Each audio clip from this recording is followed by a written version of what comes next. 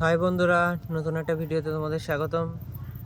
তোমাদের কাছে নতুন একটা ভিডিও নিয়ে এসেছি এই কারণেই কারণ এই নটটার জন্য আমার একটা মাদা দরকার। অম্বাসীরা কারোর কাছে যদি থাকে সেলে আমাকে বলো, আমি কিনে নেবো। কারণ এই নটটা অনেক দিন সিঙ্গেল পড়ে আছে আর এটা আমার খুব ফেভারিট নট। তাই এই নটটার জন্য অম্বাসীরা যদি মাদা থাকে তাহলে আমাকে বলো কারোর কাছে, আমাকে কমেন্ট করো, অসুবিধা নেই, আমি ভালো লাগলে কিনে নেবো।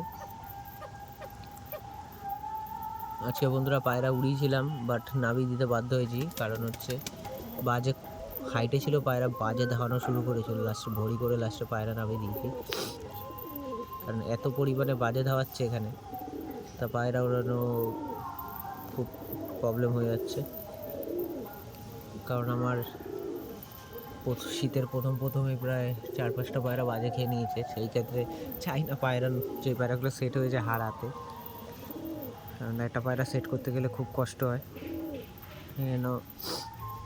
দরকার পড়লে উড়াবো না কদিন, তাও ঠিক আছে, কিন্তু বাজে খাওয়া মানে কষ্টকর।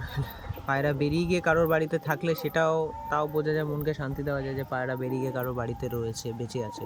কিন্তু বাজে খেয়ে নিলে চোখের সামনে খুব কষ্টকর। তাই পায়রা ওড়ানো বন্ধ করে দিয়েছি। উড়িয়েছিলাম আজকে, যা ধাওয়ানো শুরু হয়েছে পায়রা লাস্টে নামিয়ে দিতে বাধ্য হয়েছে। এই একটু আগে নেমে গেল। এখন একটু ঘাসের দানা দেওয়া হয়েছে, ওদের ঘাসের দানা খাচ্ছে। ঘাসের দানা, ধান, কুসুম দানা, তারপর হচ্ছে সূর্যমুখীর দানা ওদেরকে দিই, ওদের খুব ফেভারিট।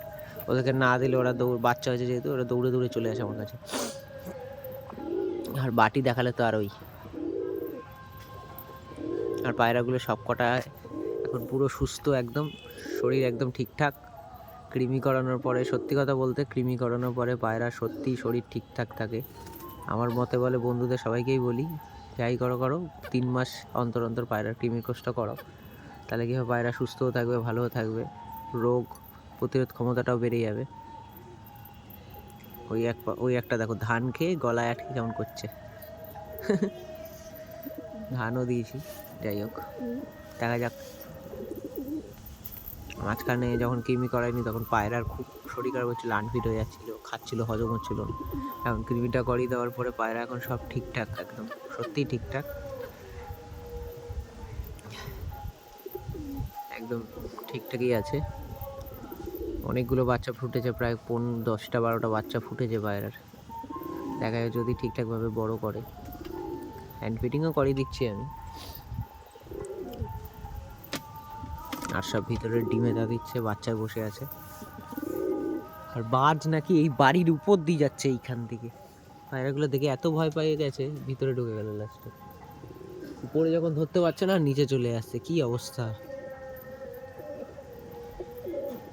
এই সিজনে তোমরা কমেন্ট করে জানিও কার কটা পায়রা বাজে খেলো, কমেন্ট করে জানিও। আমার তো 4খানা খেয়ে নিয়েছে। যদি বন্ধুরা ভিডিওটা ভালো লাগে, চ্যানেলটাকে সাবস্ক্রাইব করো আর বেল আইকনটা প্রেস করে দিও, যাতে আবার নতুন ভিডিও করলে তোমাদের কাছে নোটিফিকেশান যায়। এটুকুনি বলবো, ভাইটাকে একটু সাপোর্ট করো।